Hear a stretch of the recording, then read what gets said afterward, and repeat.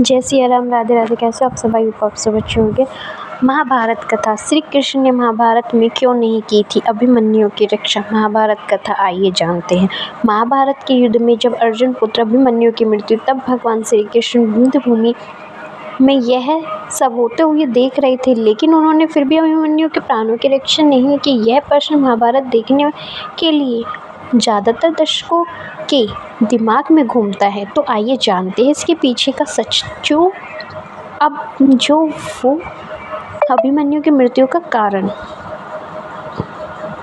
महाभारत की कथा में वीर योद्धाओं में एक बड़ा नाम अर्जुन पुत्र अभिमन्यु का है। अभिमन्यु ने जन्म लेने से पहले ही चक्रव्यूह में प्रवेश करने का ज्ञान प्राप्त कर लिया था, लेकिन बाहर आने का मार्ग न जानने के कारण उसकी मृत्यु हो गई। अधिकांश लोग इसी की पूरा सच मानते हैं, लेकिन अभिमन्यु की मृत्यु के पीछे एक विशेष कारण था, जिसकी वजह से भगवान श्री कृष्ण ने भी अभिमन्यु के प्राणों की रक्षा नहीं की थी। धर्म की रक्षा के लिए देवताओं ने ही अवतार। महाभारत को वैसे तो धर्म युद्ध कहा जाता है, और धर्म की रक्षा के लिए भगवान विष्णु हर युग में अवतार लेते हैं एवं उनकी सहायता के लिए दूसरे देवतागण भी विभिन्न स्थानों पर जन्म लेते हैं। द्वापर युग में जब भगवान विष्णु ने भगवान श्री कृष्ण का अवतार लिया, तब ब्रह्मा जी ने के आदेश से देवताओं ने भी विभिन्न जगह जन्म लिया, ताकि धर्म स्थापना में वह भगवान श्री कृष्ण के सहायक बन सके। अभिमन्यु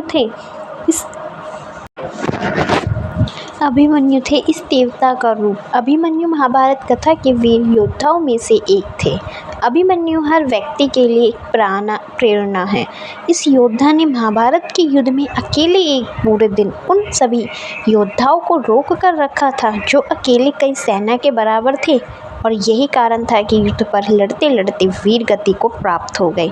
भगवान कृष्ण ने ये सब खड़े होकर देखते रहे, लेकिन आपको बता दें कि यह सब एक उद्देश्य को पूरा करने के लिए किया गया था।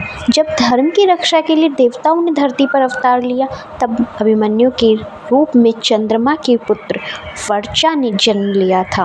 वर्चा को भेजते समय चंद्रमा ने देवताओं से कहा, मैं अपने प्राणों से प्यारे पुत्र को नहीं दे सकता, परंतु इस काम से पीछे हटना भी उचित नहीं जान पड़ता, इसलिए वर्चा मनुष्य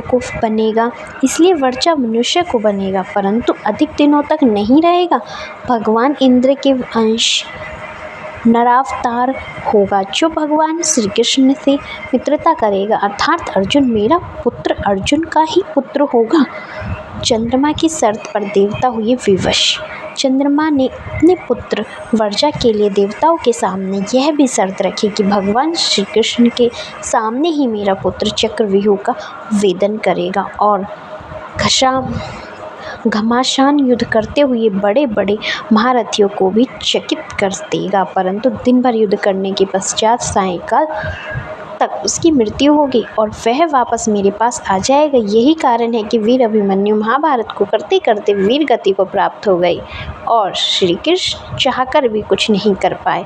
चंद्रमा की इसी शर्त के आगे सभी देवता विवश हो गए और फिर चंद्रमा के पुत्र वर्चा ने महारथी अभिमन्यु के रूप में जन्म लिया और फिर वो महाभारत के चक्रव्यूह में अपना पराक्रम दिखाते हुए अल्पायु में वीरगति को प्राप्त हुए।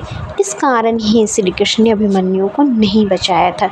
जय सिया राम। वीडियो अच्छी लगी तो प्लीज़ चैनल को लाइक एंड सब्सक्राइब करना ना भूलें। Thank you for watching this video.